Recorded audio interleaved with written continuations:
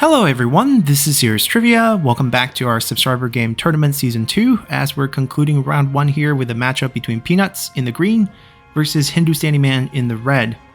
And taking a look at the draft, we have Peanuts bringing Lü Bu, Zhang Liang, and Huang Fusong. A balanced mix between cavalry and infantry, and once again this one is on extreme unit side, so 60 base unit for the cavalry, 240 for the infantry. And the cavalry comes in pairs. We have 2 Xiliang Cav, 2 Bandit Raiders, we have 2 Peasant Bands, and 2 Tyrant Slayers, which is Zhang Liang's unique cavalry that does more damage against generals. And then we have 3 units of, I think they're called Bringers of Peace or something like that. It's a Yellow Turban Axe unit that has a quarter unit size, but it's unbreakable. So good damage, but comes in a small package. I'm not sure if they're going to be effective since there's so few of them. They're not great against enemy cavalry, but they're pretty good against shielded units. Then for Huang Fusong, Defender of Empires, Unbreakable Spear Guard, nothing wrong with that. There's 5 of them. And in terms of general prowess, I think the 3 generals are actually quite strong. Lü Bu, no doubt, with the anti-infantry, good damage on the weapon. Huang Fusong with 4 hail of arrows, and Zhang Liang has some okay passive abilities for the units, but it's not a particularly strong general because he has no offensive abilities in the game. Then for HinduStani Man, he's bringing Zhao Yun, Yan Yu, and Liu Chong. So this is more of a defensive composition if you're bringing Liu Chong here because you want time to poke with him, but the units don't feel that defensive, or at least the quality isn't there to be defensive. Yan Yu has a good mending ability for healing. Liu Chong has Show of Force to poke, and the longer you can poke, the better it is, or else something like Hail of Arrows play better, because even though it's limited to 4 uses, if you are fighting right away, you probably wouldn't even get to use all 4 of them. Zhao Yun is a pretty interesting general. There is the Flame of the Phoenix ability on him, which makes him the unit killer on this side. And his weapon, though, makes him quite weak because most of the damage on base, even though you can reduce enemy armor, it's not a heavy hitter, which is a problem because only reducing by 50% doesn't actually get the job done, especially against someone like Lü Bu with 80% armor. It's going to be difficult. I don't think there's enough general killing power on HinduStani Man's side, but the main problem is unit quality because Pearl Dragons, extremely low armor, good damage, but pretty vulnerable, not technically anti-cavalry either, no charge reflect, so they actually have to fight the cavalry. They don't allow the cavalry to kill themselves. Well, the heavy spear guards do in fact have charge reflect. Very few cavalries are going to, voluntarily charge into them, and they're terrible in melee. They have the same exact damage stat as the Defender of Empires, but they're not unbreakable, and there's less of them as well. So in that direct fight, they're probably going to lose that. The bigger shield does nothing except for more range block chance, and there is no range on Peanut's side. Speaking of range, Liu Chong brought a lot of range, maybe too many range unit. We have 3 Chen Royal Guards, which are the crossbow unit. Good damage, but they're vulnerable, of course, as all range unit.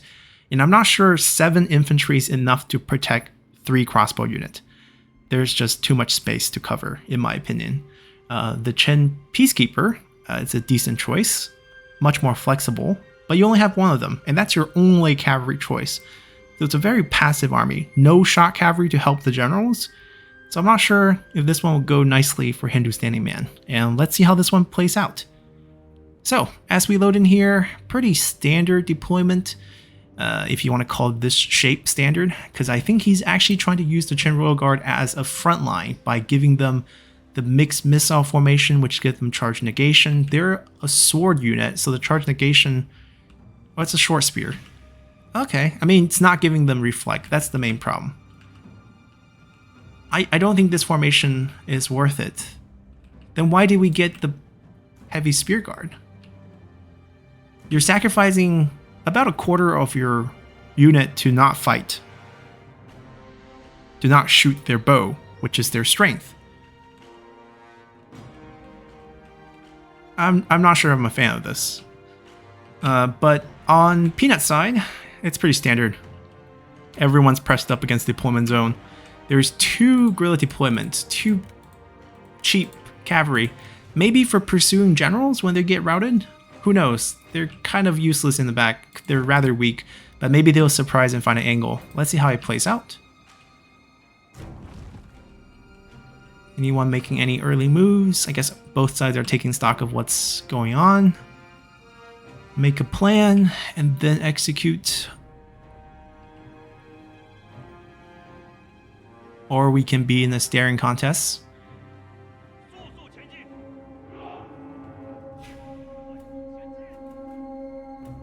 And suddenly both sides decide to move at the same time. Well, I'm also not a fan of where they're trying to fight. Like, if you're trying to use your range, you should fight back because you want to shoot them when they're on the open, not when they're in the forest. Okay, the cavalry's trying to flank. And these two... I don't know. Whenever you do something like this, it's like I'm taking two of my units out of the fight for no particular reason.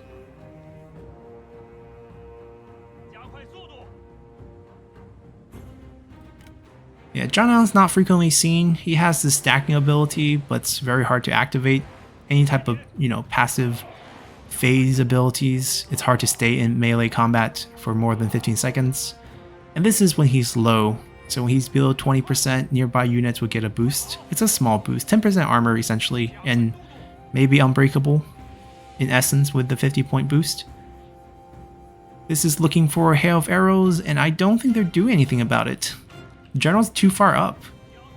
It looks like he just selected everyone, just like told them to move up, and then realized the formation wasn't moving, so he broke the formation, and then they just didn't get a command after that. There is also Stalker as a passive buff here on Yan Yu, so if he wants to fight in the forest, he could. But it looks like we're gonna get a clean... No, he gave up on it. Is he trying to tweak the angle? I mean, it's kind of wasting a lot of time. No, he's just gonna give up on it. Yeah, I don't know about that. That just felt like he went there, wasn't happy with the angle he got, and then hesitated, and now he's getting chased. But maybe the cavalry can pile on right now.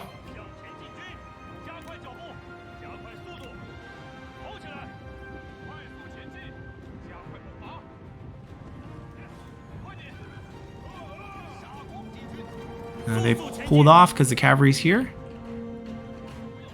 Just baiting both sides. Okay, we finally have these moving out. They should probably be more aggressive, get behind.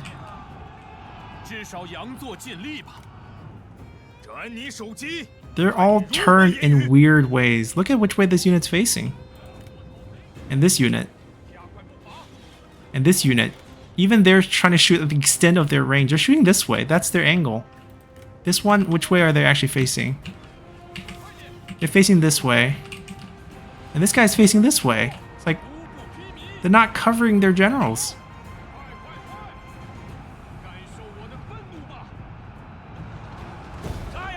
There's no time to do any, show of force poke.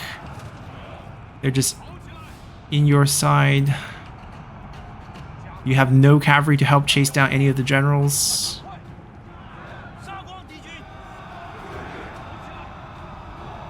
And the Ultron's just sent here to fight the general killing Tyrant Slayer. Look at the bonus activated. Look at that damage. Evasion's getting added, which might help a little bit. Depends on the, the charge. Now he's finally moving his crossbow unit the right way. I'm not sure if it's not too late. Weebu's doing a big circle. He got these around, but they're not charging. Charge! Charge! At least he distracted them. It's getting them to pull. But you can see when he pulls, there's opening on this side too. There's just too few melee units to really protect all these range. This is quite the waste.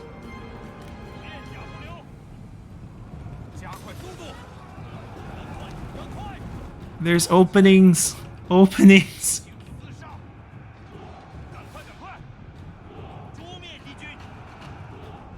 It's a great effort by Peanut to move all his, he realized it, to move all his cavalry around to have 3 different angles. And this is a flying fight. Shock versus melee is not a bad fight for the shock cavalry. Although Chen Peacekeeper have decent damage, the armor is kind of irrelevant because most shock cavalry, even the bad ones, have just mainly armor piercing damage. Zhao Yun need to be slamming here against these cavalry. He's peeling. They're giving up on, or he's just trying to run away. I mean, the problem is the infantry is also already here. So he managed to pull off these crossbow. I think HinduStani is pretty alert to like what's going on. Like the micro's there, but just the unit choices, I'm kind of worried. Like these crossbows are not getting any value. Liu Chong just died, didn't get any value. That was a rout and a recovery, I believe.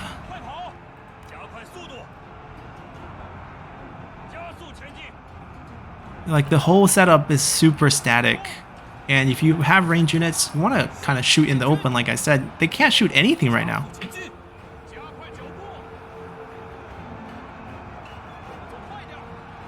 Yeah, they've been pulled out the wrong way. It's either he has really good micro, or I'm actually suspecting he has skirmish mode on. Because they ran way too far. Like, unless he gave them a command to run out, that would be weird, right? So maybe it's just skirmish mode, which is why he got the infantry dragged behind, and they were able to peel away from that charge. Obviously now it's backfiring. Zhao Yun's maybe trying to do a couple slams, but against unbreakable units. Good angle on that one. There we go. It's okay. Knockback on your own units aren't actually dealing any damage.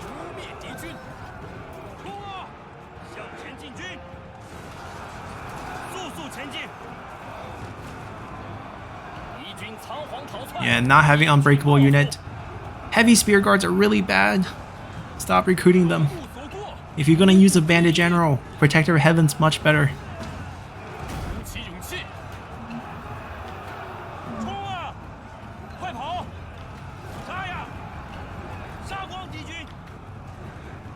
Alright, Zhao Yun's gone. Also, not an unbreakable general. There was just a lot of theory craft here that doesn't work out because, like, Liu Chong never got time to do anything. Yan Yu never fought together to give mending. Because, to be honest, he's mending himself right now, but your generals aren't great fighters. So how is mending going to help them? Like, any comp with mending should be a comp where you want to fight general versus generals and you're trying to use the mending bonus to help your generals win those fights. Here is like, I have two generals. I mean, Zhao Yun's really a unit killer, and Liu Chong really doesn't want to get into fights. Like, the longer he can stay out of fight, the better.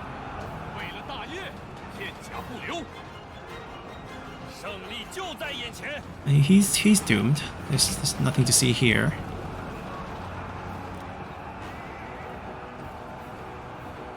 I think most of the Chen Royal Guard kills are from melee fights. Two has been rejected. I mean, might as well take it. I'm gonna rout off anyways. I think most of their kills are actually from melee fights. They're like, I'm a spear guard.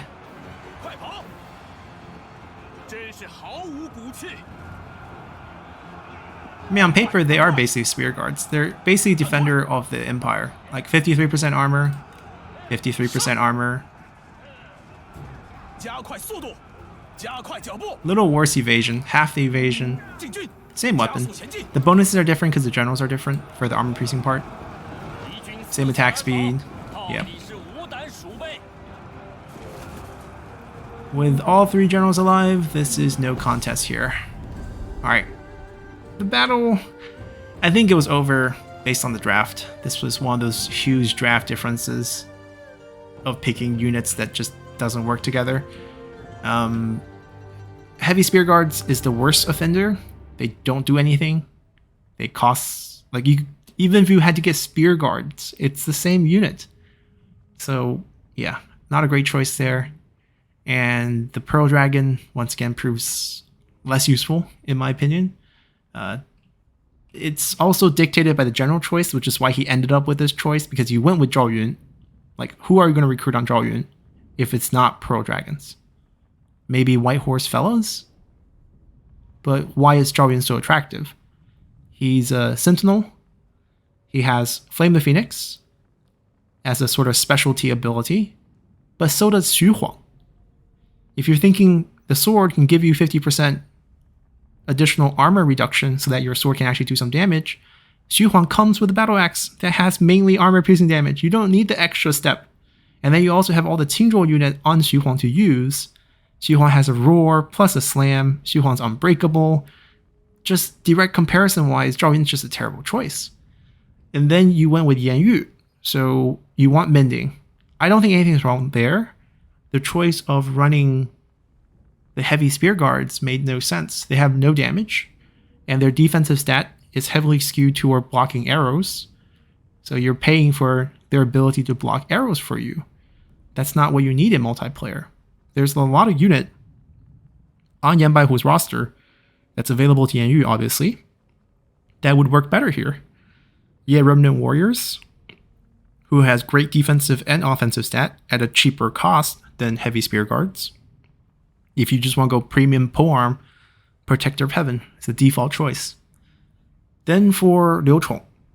Liu Chong only really works. I mean, so far he hasn't worked, which is why I guess it's fine to unban him. But I think he can work, and he is actually pretty scary as a general if you have a very defensive composition. And in compositions with Liu Chong, if you want to run a few ranged units, that's okay.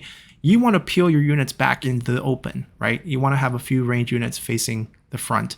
You want Liu Chong to be sitting in between your formation and the enemy, and you just keep poking them.